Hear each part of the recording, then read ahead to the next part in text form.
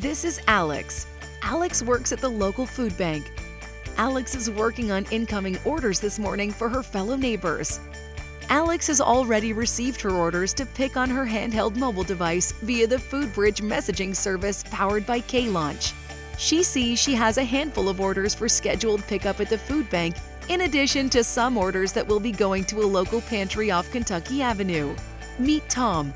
Tom has already been part of the Emergency Food Assistance Program, TFAP, and since starting a new part-time job working baggage handling at Delta Airlines, he finds himself shorter on time to support he and his mom when it comes to food shopping.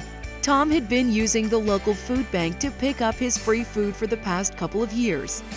But now that he has a job that has him tied up most of the day on Thursdays, he's worried he will not have time to wait to pick up food when they're open.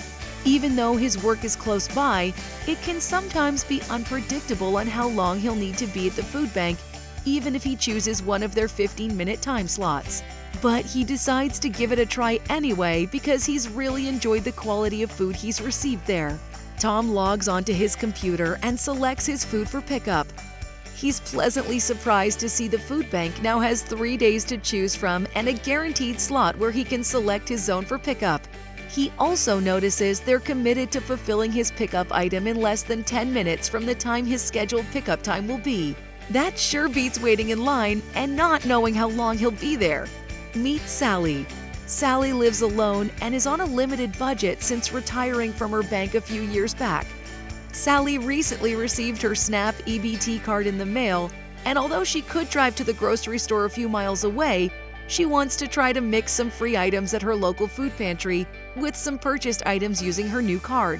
Originally, she thought she'd be using her nearby drugstore around the corner to buy some items, then walk another couple of blocks to check out what St. David's Church pantry had in terms of donated food. Although it requires a few stops, it's worth it to maximize her food options for the month. One of her friends at the church told her that St. David's was recently accepted as a food bank pickup spot. They had food she could purchase in addition to donated food items Sally was accustomed to at the church, but with so many more options. Sally decides to go to St. David's for Wednesday services and then go downstairs to have someone help her with an order. Sally talks with the pantry staff and they get her signed up on their tablet with FoodBridge so she can shop along with the team to get her order delivered on Saturday to the church.